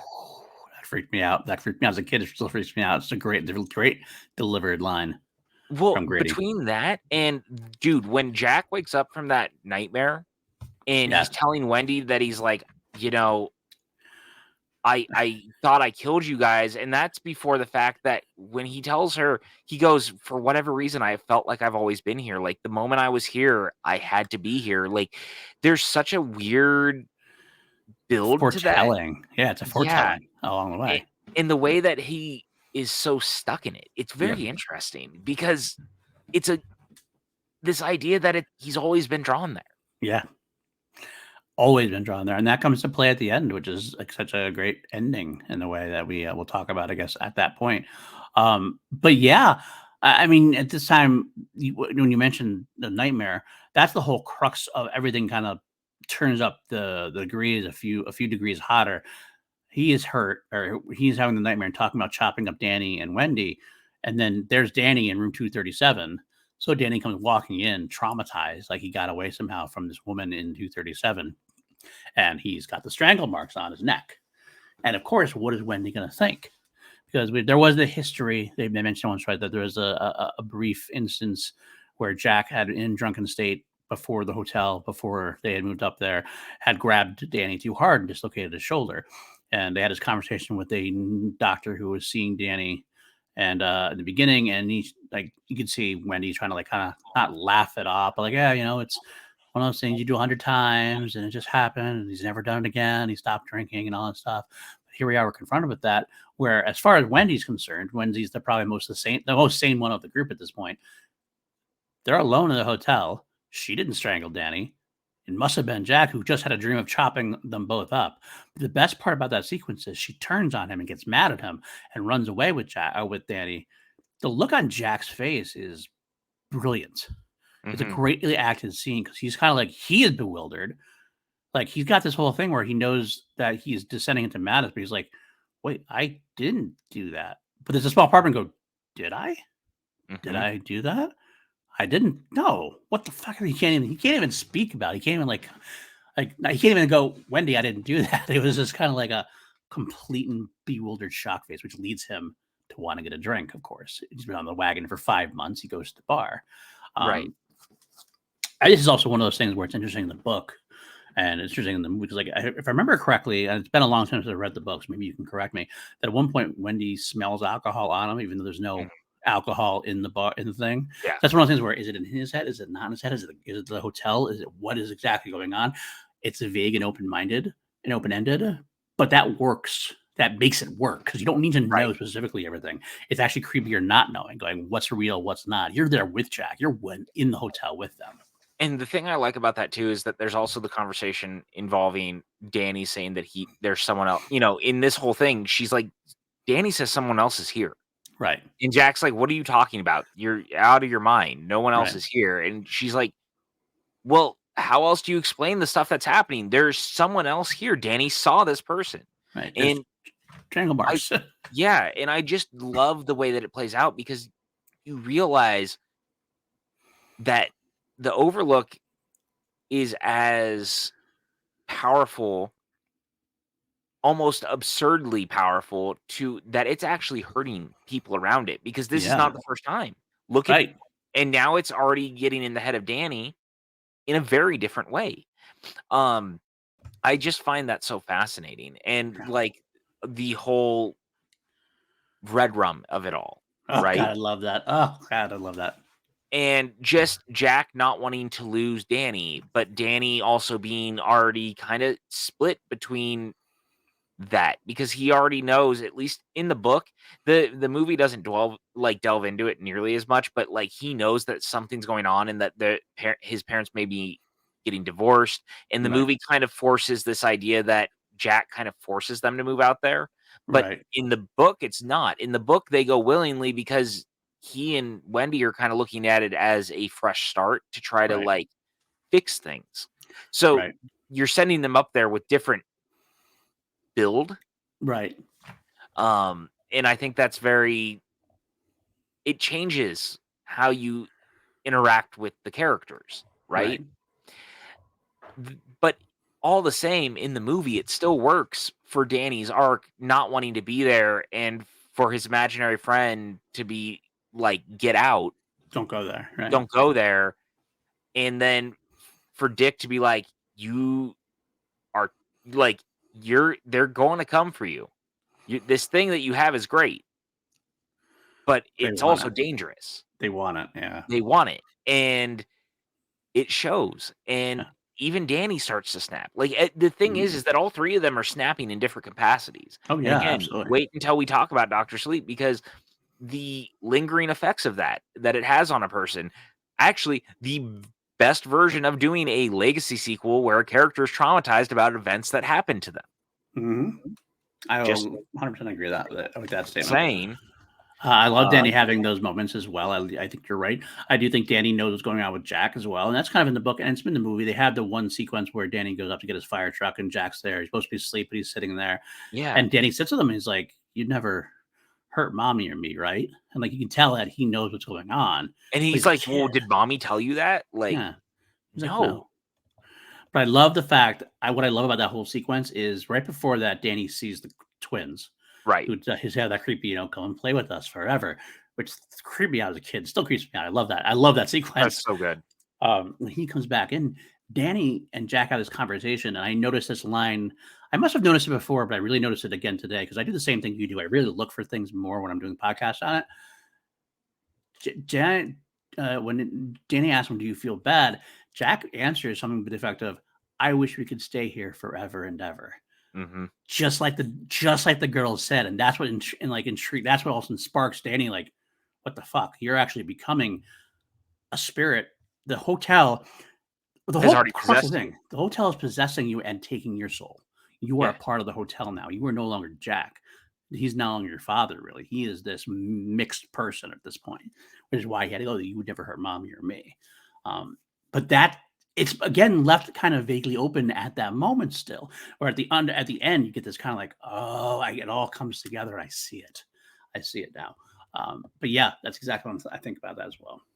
Yeah, and it's also interesting because Danny's facial expressions when he starts seeing things through The Shining and stuff starts going wrong is, like, really eerily close to what Jax looks like when he originally has that break. I don't know if Yeah, you noticed that, I did. but, like, that connection is very interesting to me because Hmm. Danny is now also facing a similar kind of traumatization, but his is, "Oh my god, now I'm seeing everything." Right. Right. And he's overwhelmed in a way that Jax is more disillusionment with not knowing if he's going crazy or not. Danny is being forced to see everything. And I think that's a very different thing, but I think it's Kubrick frames it very similarly, which I thought is cool. Right. No, I agree. I agree. It's about now we get to the point where Jack. We should talk about the scene finally when Danny tells Wendy basically that there's a ghost or whoever the woman in 237, and Wendy tells Jack. Jack goes to the 237, and we see the whole sequence where it's such a weird sequence. There's a creepy sequence, or all of a sudden Yeah. the naked woman comes out of the bath, and Jack's like, "Whoa, that's cool," and I was like, it's so weird. Like all my head is like I can think about it is Jack, you know nobody's supposed to be here. It's like you're good. Are you that blinded by a naked girl that like, you're not Yes, he questioning this? is. And yes, he is. But that's a whole freaky, creepy thing too. And he kisses her, of course, and he opens his eyes and you see that it's the old rotted woman. And it's a total freak show. It's a total freak show. He runs out of there, scared to death. Jack's scared. It's just more and more showcasing what the hotel is doing to him. It's the character of the hotel. All these spirits that have been taking over the years are starting to come out, and I think it's because it's trying to showcase that because Danny is so strong in The Shining. I almost feel like this is like a unwritten or unsaid thing. I mean, this is maybe only a theory of mine. Maybe it's in the book. I don't remember necessarily. I feel like Dick working at the Overlook as a strong person with The Shining was like kind of keeping control, keeping the Overlook under control to the point, Sure. to a degree. Whereas Danny being in there, who has such the raw power, probably more powerful than Dick to a degree, but isn't able to control it because he's a kid. He doesn't know what he's doing, Right. doesn't know what he's thinking. And it almost like kicks the Overlook into overdrive. All of a Yeah. sudden, all these spirits are coming out, like they're all hungry for what they're doing, which comes into play in Doctor Sleep again. 100%. 100%. So I love that aspect of it. Again, it doesn't need to be said. It's just kind of one of those things that kind of like you see it happening. It's oh my god! Now it's coming from every side. Yeah. And it's gonna kill. It's gonna. And I'll crush say Jack. this: one of the interesting parts of the Overlook and the ghosts themselves is that they don't necessarily look like ghosts. I Right. think that it's really interesting that Kubrick's idea of it was just make them look like normal people, and you're just like, there's no like look of apparition to any of them. No. You know what I mean? Like the little girls standing at the end of the hallway are just two little girls. There's no like fluorescence. There's almost something more inherently creepy about that. Yeah. Because you're in a place where it's being haunted, but everything looks normal. Yep. Exactly. And that shouldn't, and it does, and that should scare you. And that's Right. unnerving. It is. Of course, we get to go. He goes back to the gold room, and that's where after Lloyd, we run into Grady. Which, of course, that sequence with Grady in the bathroom is phenomenal. Yeah, Jack is like holding on by a thumbnail or a fingernail to his sanity a little bit, and he hears a name like Delbert Grady, and it's like, this is the guy who chopped up his kids. What the fuck is going on? Like he doesn't, it doesn't phase him, or he doesn't care that Lloyd's there, even though he's not supposed to be. Not even that that Grady himself is there as like this waiter or but whatever. he starts to recognize. But once he starts talking the story, and he's like, Grady, Delbert Grady, You killed your family. you killed your family. You chopped your kid into little bits and everything else. You're like, what the fuck? And like, And then Grady being like, well, I don't remember that. remember that, huh? You are the caretaker. You've always been the caretaker. And it's like, oh fuck, what does And that remember, mean necessarily? again, Grady's also the one, because similar to a thing that we'll talk about with Dr. Sleep is that Grady starts to break. Mm-hmm. And the ghost starts to kind of seep back into its reality. And he even says, you know what? I corrected them. I found them to love match." that line. I love that line so much. It's just so perfect. I don't know what about it, because maybe because he's so proper. It doesn't like he's not going to say he killed him. I had to correct them. Yeah. And it's so powerful. And that's when you hear about they were trying to burn the Overlook down. Right. Yep. And so it's just interesting because they totally have it right there. Yep. They don't do anything with it. And you know what's funny is that the Overlook clearly doesn't burn down, and the movie just kind of ends. Right. Do you remember when it originally came out? Did you know it had a different ending? Yes, with the hotel, the hospital room. Yeah, which was then cut out. Yeah. This movie was so cut down after the fact, which is so interesting to me. Very strange. Very strange. Yeah. I was actually happy it got cut out, though, because I've seen the original ending, and I think the vagueness of it, of how it just kind of ends, is much, much better. Oh, I didn't need anything with Wendy or anything else. Like, I mean, we'll talk about it real quick now, might as well, we're here. We'll go back to like the action sequences, but that last, focus in on that picture, and it gets getting closer and closer, and finally you see Jack there in 1919, and like there's been all these theories. Well, what the fuck does that mean? I remember when I was 8, I had no idea what the fuck was going on. I'm like, what the fuck is that? Right. Maybe not that, because I was 8, but well, the 8-year-old, the 8-year-old equivalent of it as an 8-year-old. As an 8-year-old. But I know that like Kubrick later on did say that kind of like, it was just to show that that's where that line came from, that Jack was always the caretaker. Like the hotel had already owned his soul and was kind of reclaiming him in a way. And he's always been the character. He's always been there as the caretaker. That soul has always been there. He's always destined to go back there and be forced back into the hotel. Shitty for the adaptation. Awesome for the movie. Yeah, shitty for the adaptation, but like it's so good in the movie that I don't care. Yeah, exactly. That's what it was. And again, I think that it's interesting because so much of this conversation keeps coming down to it's not a good adaptation. No, but it's such a good movie that I really don't care. Yeah. It's not my book. Sorry, Steven. I'm not going to get mad on your behalf. Like I love mean, the movie. And look, I do get it. I love the book too. I do. Yeah. I can love both. Yeah. So it's a rare time that I'm not going to look at the Shine and go, God, I can't watch this. It's nothing like the book. I love both versions of it. It's just that's King's vision of it and that's Kubrick's vision of it, and they're both valid and both exciting and both worthy. And they've both been married. Yeah, Thanks to no, Dr. right. Sleep. Yeah, that works well. We should talk about the end. It's like say the iconic sequence when Jack finally makes it Yeah. out of the storeroom. I mean, obviously when he Well, knocked him out, goes into the store, she drags him to the storeroom, and he's locked in there.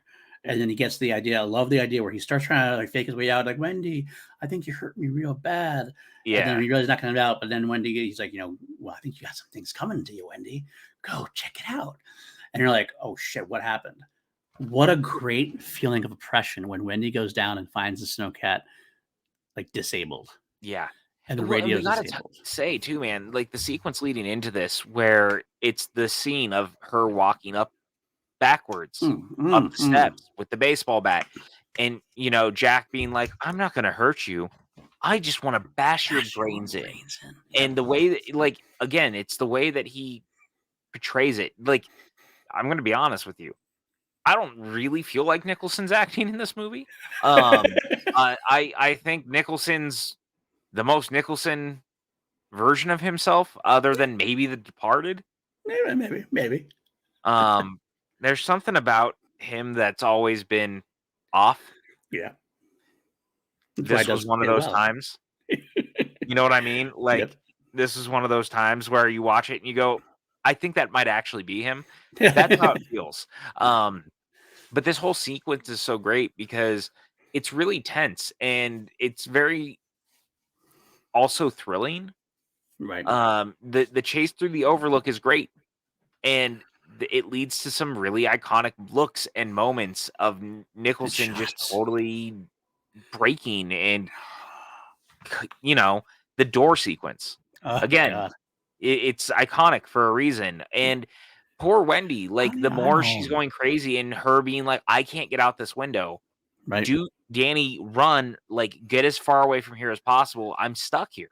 Right. And she's just trying to take care of him because she realizes that ultimately he has to survive. Right. And how as a mother, like as a parent, like I can imagine, like Danny, run where? Yeah. Like, run and hide, and like, how's that? Like, you're gonna last. What is that gonna?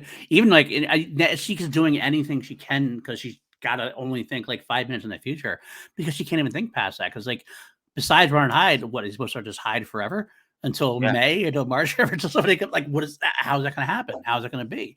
Yeah. But you're right because that's the way it begins. Before that, even before that, I forgot to mention the one of my other favorite moments when she finally sees what he's been writing the whole time. Yeah. All work work and no Yeah. play makes Jack a dull boy. Or The Shining would say, all work and no play makes Homer something something. Right. Go crazy? Don't mind if I do. Sorry, little Simpsons. Oh, no, I love There. it. By the way, you guys should really watch the two-part Tales, Treehouse of Horror from this year. Okay. They did a standalone episode, which they had never done, of it, chapters 1 and 2, Nice. and then they did the actual Treehouse of Horror right after. Oh, So very nice. it's like they did an hour's worth of parodying, and it's really good. I'm It's all over it. You should go check it out. It's some of the best The Simpsons been in a bit. So Nice. Very nice. But yeah, like, I mean, it has to happen right there that you see Wendy at her absolute, like, oh, I'm fucked. Oh, I'm fucked. I don't even know what to do now at this point. And that's when Jack comes in and starts being Jack. But we do have, like I said, we mentioned everything else. The oppression that happens when he gets back out. The door sequence is great. But then we do hear Dick coming back. It's a great moment where Jack like is like, what the fuck is going on? Like, I took the snowcat out. What is this? Oh, I got to take care of this shit now. But my favorite part is Danny when he hides in that like cabinet or the under the steel cabinet, like in the kitchen or whatever, when Dick comes in, and then Jack kills Dick with the axe, and Danny screams because he sees it in his shining head or whatever. And what a great shot that is when Jack is like, he hears Danny screaming, yeah, turns, sees Danny getting out of the cupboard. They start the chase, and the chase is so well done. It's like a great stalking, almost like a slasher chase in a way, but like Jack getting more and more crazy. And when he gets out into the cold, into the maze, I love hearing Jack's voice. Like, Jack does this crazy thing in his voice where because he's having a hard time breathing now because it's so cold. yeah. That adds so creepy and adds so much more to it that like I'm fucking like, this is fucking nuts. This is nuts at this point. Oh, it's so good. And you know what's interesting too is I had been thinking about this while you were talking. there's a little bit of Wendy's arc from the book that's kind of left there but never said. And part of the stuff with her trying to get Danny out is because her mother keeps telling her what a bad mother she is and how Yes. she'd be a better mother for Danny. And like, so there's a part of her that's like, I will protect my child at all costs to give the middle finger to my mother, um, which I find very fascinating. Unfortunately, they take a lot of her agency out in the movie. Again, that was a choice that Stanley Kubrick made. Yep. But in the movie itself, it does work, and I still see some of the stuff that I really like about her, Mhm. from the book in those moments. But dude, Nicholson running through that goddamn maze in that feeling, and some of the shots of like his feet shuffling through the snow is just so unnerving and intense and like wildly.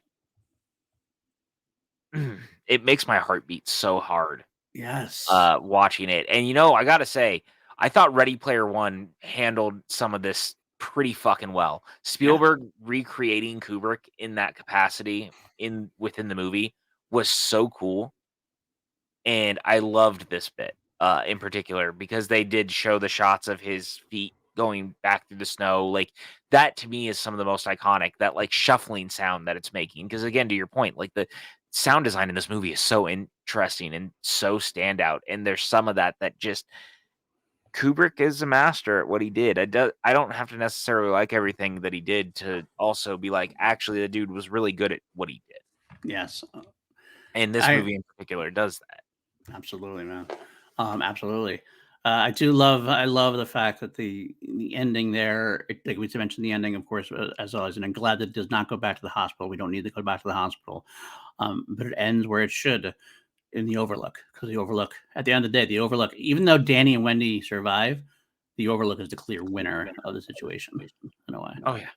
So it's Yeah. God, I love it. I love it. I I just think that this movie continues to stand out because the performances are amazing. The dread is real. Like it really worked its way into the pantheon of like again because it would be termed elevated horror at this point. But this is it's the kind of horror that when people of class, if you will, with the wine glasses and the Chardonnay and the Pinkies up. yeah, pinkies up as they drink. They don't feel lesser for watching it because they're like, look, this is real movie making. This is real cinema.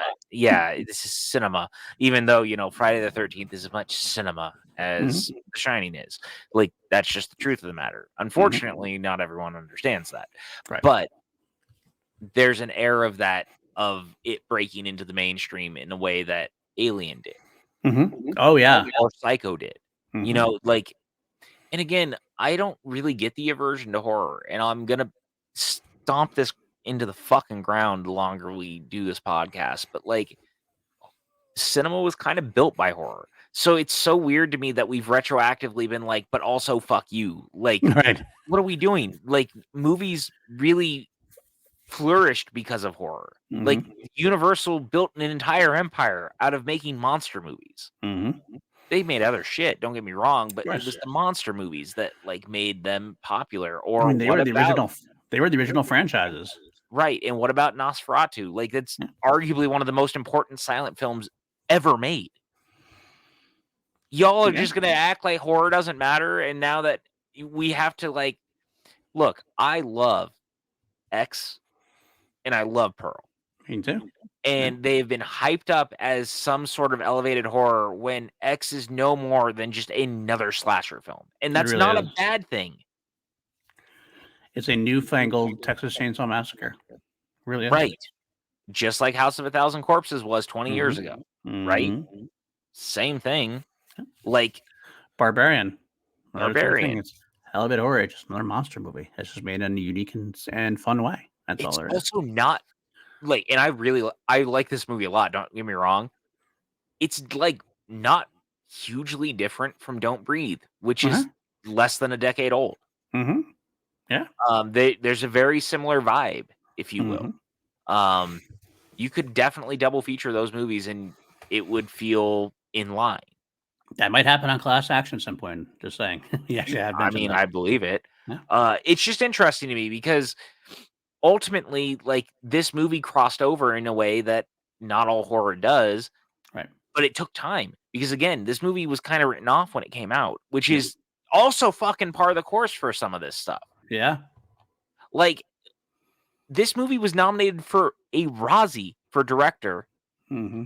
and a Razzie for, of all For people, Shelley Duvall. Shelley Duvall, Yep. which of course Rescinded. they rescinded in the Right. last year. Yeah. But the point is that it's just very fucking strange At that the same time, it was actually nominated for Stanley Kubrick was nominated for a Razzie and for a Saturn Award the same year. I love it. yeah. But the legacy obviously is that as it continued to be touted as higher than, Mm-hmm. now look at it. Yeah. And I think it's funny because Doctor Sleep is arguably going to face a very similar meteoric rise over time. But the funny thing about Doctor Sleep is it was praised out the gate. Yeah. Doctor Sleep was like lauded with praise, Yep. in fact. He just didn't get the views, unfortunately, at the box office. No, well, I mean, I guess no one was asking for a legacy sequel to The Shining, even though they're wrong. Yes, they are very wrong. And that, we all worship at the altar of our boy Mike Flanagan. Yes, we do. Yes, we do. I almost called him Papa Flanagan, and now I just said it, and that sounds weird out loud. It does. Maybe Uncle Mike. Uncle Mike. I can go with that. All right, I'm cool with that. Yeah, because Papa Flanagan sounds weird. It He does sound sounds weird. like a Smurf. If I call him Papa Flanagan, he sounds like a Smurf. And I don't really see Mike Flanagan as a Smurf. No, definitely not. Absolutely not. But look, man, The Shining is a great example of an artist taking another artist's work and molding it into their own, and for that's better okay. or worse. And that's okay. And that's okay. If you can learn to separate the two, that's great. If you can't, I do understand it. If you don't like this movie, I also understand it. Like, I understand every facet that you could pretty much come up with as far as people's reactions to this movie, And like what I said before, I was surprised when I've heard some people not liking it recently. It's a surprise to me, but it's not something I can understand it because I definitely understand the coldness can turn people off. Completely can get that. Yeah. I know a little bit of nostalgia for me also. So I try to keep that in mind, or like I have being nostalgia for it because it was one of my fundamental horror movies for me. And I can never take that back really. Sure. But again, I agree. I don't, the fact that Stephen King doesn't like this, totally respect that. Totally understand that because he's the one that's closest to it. He's allowed to not like it. I hope that he'll understand that I love both. I love the fact I would take this any day when you have a famed director, whether you like him or not. Stanley Kubrick is definitely an artiste, a big director, a very stylized director who has his own panache. So take somebody like that, take an interpretation of a great storyteller, and make it's different. That's okay. I like because then we get both. We get to see both different versions. They're both equally entertaining. They both have their place, right? They both have their place, and you can love both. Yeah, it's really obviously simple. Mike Flanagan does too. Right, obviously. Exactly. But Flanagan's is also a response. Again, we'll get into it. Flanagan's was an attempt to tell the story, but doing it in the lens of appeasing all parties. Yeah. Right, but I think it's also because I honestly think he liked both too. That's part of what he wanted to please himself. I agree, though. That's why. Yeah. But he was the one who took it, and he goes, "I like both. Now I will take all three versions of this. So the movie, the book, and the Dr. Sleep book. I will take all three, and I will magically make a movie that brings it all together." And holy fuck if he doesn't. But we'll get to that next week. We will get to that next week because I feel like I spent half the podcast being like, "Wait till next week, folks." Like I feel like Dr. Claw. Next time, Gadget. Next time. Petting the cat. Nice. Hey, if you guys don't know what that is, I'm old and I really liked Inspector Gadget growing up. Voiced by the great late Don Adams of Get Smart fame. That's Don Adams. And we're not talking about Get Smart starring Steve Carell, The Rock, and Anne Hathaway, and Alan Arkin. No. We're talking about Get Smart that was actually created by Mel Brooks. Correct. It was really The OG. good. Yeah, the original, the original pilot was in black and white. If you've never seen it, which is really really cool. It's got a great phone gag with the shoe, like in the very first scene. You guys should really watch Get Smart, is what I'm getting at. Wow, I'm like really Totally just off. over here. Just I'm Off the beaten path. Do it. Is it? Are we shocked? No, not at all. I'm the king of getting us as far off track as possible. Yeah. And then finding a way to reel it back in. But the point is, you should watch Get Smart. Absolutely, and I'm right there with you. And Inspector Gadget while you're at it. I mean, and not the movie. No, not the Matthew Broderick cartoon. Cartoon. The Matthew Broderick movie is an abomination. And we're not talking about Godzilla 98. We're only talking about Inspector Gadget.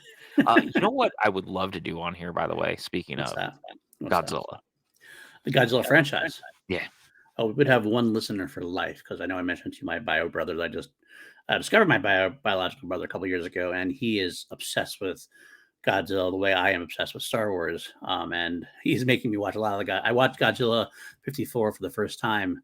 Long time. I kind of saw it growing up. I never really went back to it. I watched it again for the first time. I really enjoyed it. But then on Godzilla Day, we went and saw Godzilla against Mechagodzilla, the 2002 one, in theaters. It was great to see. But he wants me to go see every single one of them. So if we did that, he would be our listener for life, definitively. So.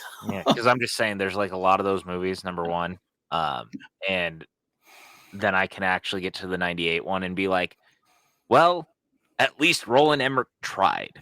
He tried. Someone somewhere at Sony was like, you know what would be great? Well, Columbia Pictures at the time, which is now owned by Sony, but I digress, was like, that guy who made the picture about the aliens with Will Smith. What if we did that? That's what we should do. We put Ferris Bueller in it instead of Will Smith.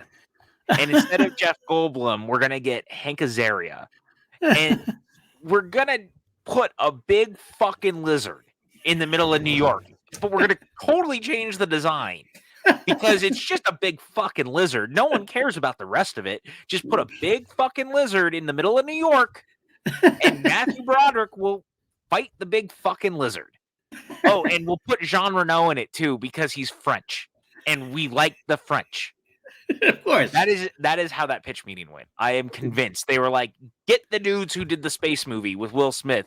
But instead of Will Smith, we're putting Matthew Broderick in it. Everyone liked that Ferris Bueller movie. That works. That absolutely works. No, not at all. You were absolutely right. And that's about how well it went over. Who did the song? Who did the song for the movie that was super popular? Was it Puff Daddy with Jimmy Page? Yeah, I was going to say, it was Puff Daddy, right? Right, yeah, and then they were like, we're going to really class up the joint with a Puff Daddy song. With the Puff Daddy with Led Zeppelin thing going on. And it's like, oh my God. Yeah, because it's the Kashmir one. Right. Yep. Oh my God. Dude, also, Godzilla 98 has the greatest tie-in marketing campaign of all time with Taco Bell. I don't know if remember that those commercials. I do remember that. Yeah, the best one was the one where Godzilla's walking through the city and the little chihuahua is like, here, lizard, and like the foot steps down in front of him, and he's got this little box with a taco underneath it, and the box is, he looks everybody goes, I think I need a bigger box. So Godzilla 98 had the best fucking tie-ins ever. So good and so bad at the same time. Oh, so awful. But they had, the toys were great. Yeah. There was the cup holder. Remember, before cars had cup holders, because guys, there was a time cars did not have cup holders built in. We're old. And the cup holder was like this ginormous one that you would put on the window, and like you'd roll the window up so it would stay in place. Right. But it was a giant one of Godzilla, and it just like wrapped around your cup. It was fucking awesome. I had it. That is great. That is wonderful. I have totally, absolutely derailed this fucking podcast. Indeed. And I'm going to be the one to bring it back, because we still haven't ranked this movie. Yeah, we haven't given our final rankings. Can I rank our score. Godzilla 98? No, not right now. Maybe because we might have to do it later on. All right. I don't know if, by the way, I don't know if we could do all the Godzilla films. I say, Brian, I hate to tell you that. That'd be almost a year long thing. It's almost like 37 of them.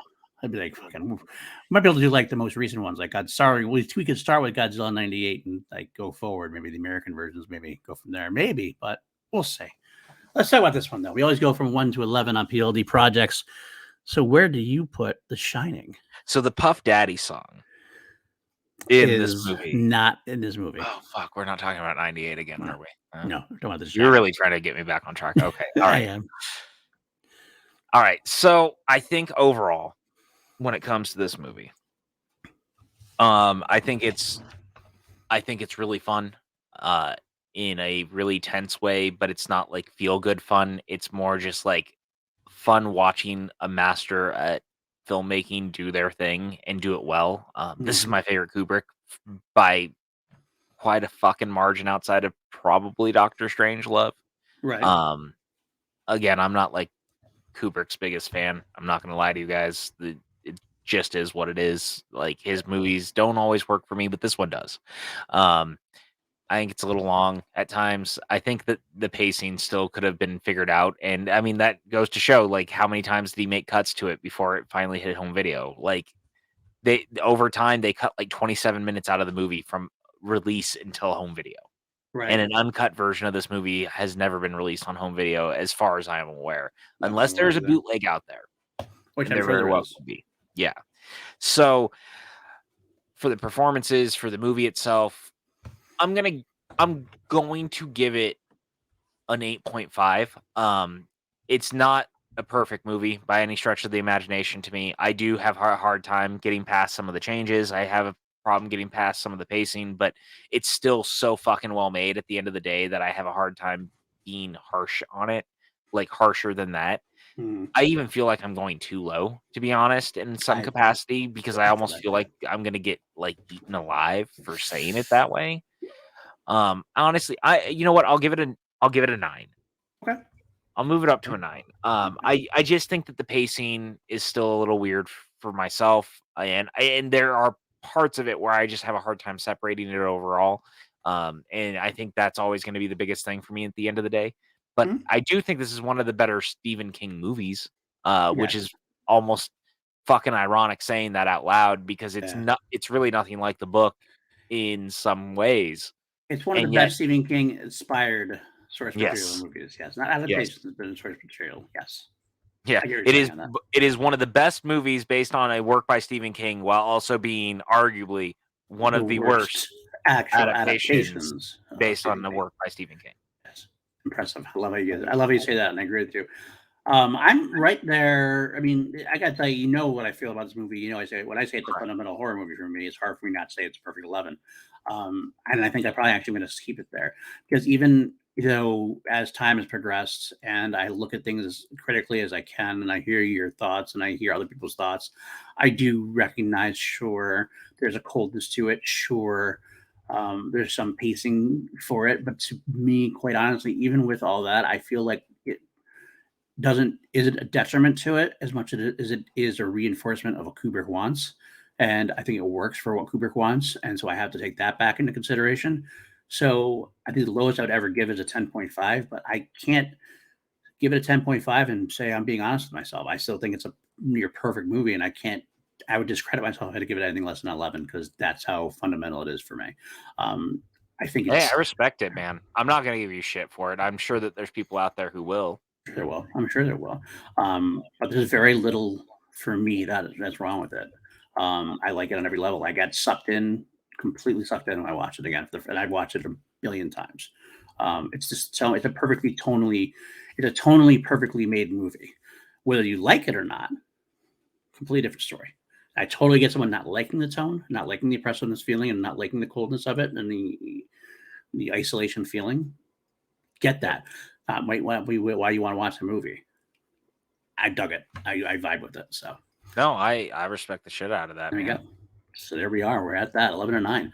That means we're done for this week, folks. We are done with The Shining, which means we are almost finally to the point where PJ's been waiting like the entire podcast for, waiting for the entire run of 2 Mediocre White Dudes on Film. Next week we are finally covering Dr. Sleep, and yes, we're going to cover the director's cut of Dr. Sleep because you're fucking right. We are. I would have rioted on my own if that was not the case. I would have been like, PLD, I'm not showing up. This is a Like what? I'll strike. But that's the funny thing is because I would have struck it. I would have struck too. So it's because I love the Director's Cut just as much as you do. I think it makes it makes a great movie even better. So I can't wait to watch it again. It's been a little while since I've watched it, honestly. So I can't wait to dive in. Especially, I don't think I've even done this yet. I haven't watched The Shining and Doctor Sleep like so close to each other. So I'm very, very interested to watch it close to each other like I am now because this is a very exciting time. Yeah, dude. I look.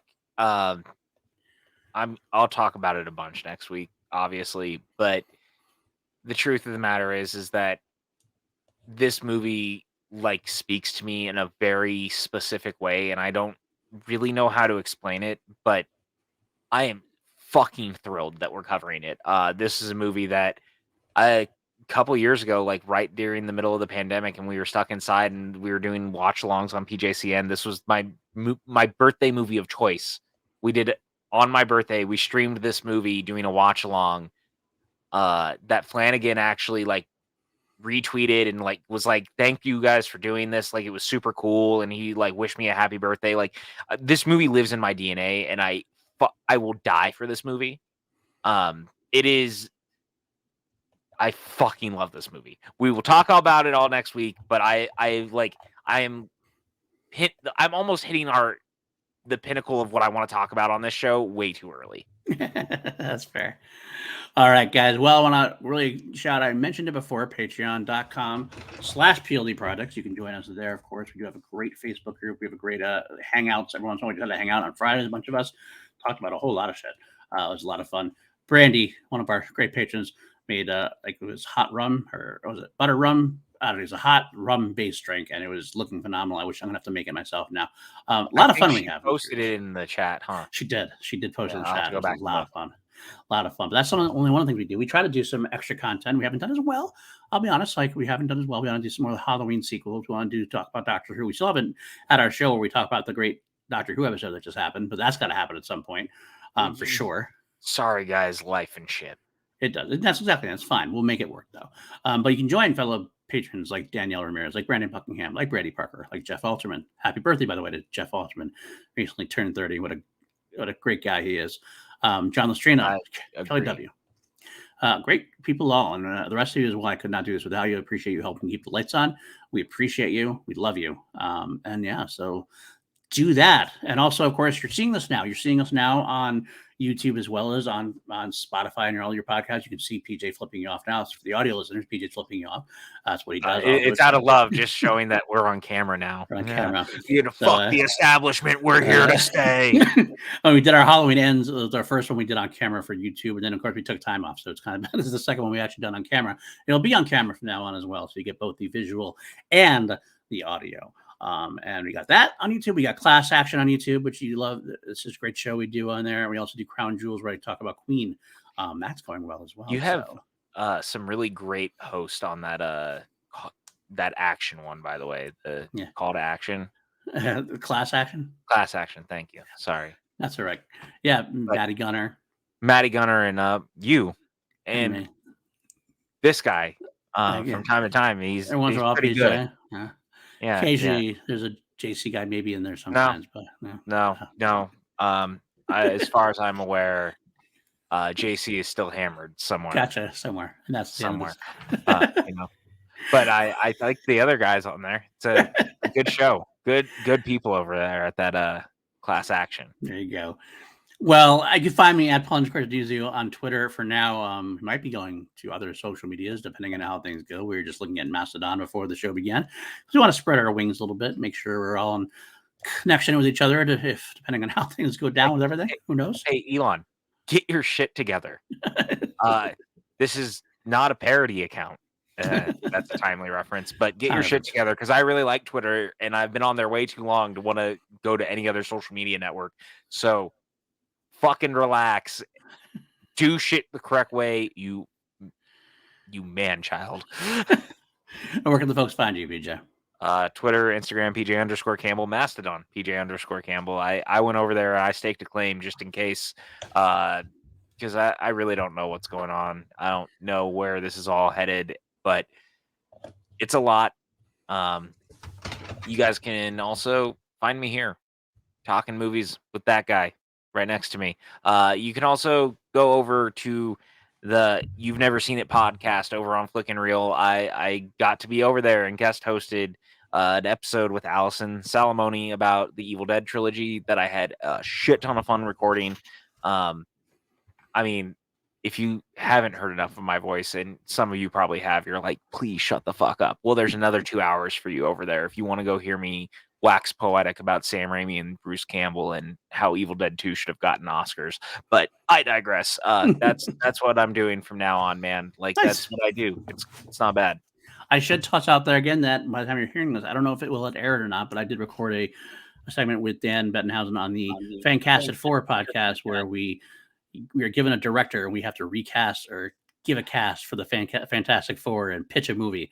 So I just recorded that on Monday, or I'm going to record that tomorrow, but when you hear it, it's been recorded. So that'll be coming soon. So that's where you can find me for another at least hour, probably, give or take. I keep forgetting. I never responded to Dan. I feel bad. I hope he listens to this and realizes that like life just was chaotic and I really wasn't doing a lot outside of what we were doing here. No, I had to reschedule, so it happened to me too. I felt bad, but I finally got it hammered home. So yeah. So all right, well, we're rambling at this point. So I think it's time to end the show. We'll see you next week. Okay, bye, friends. Bye now.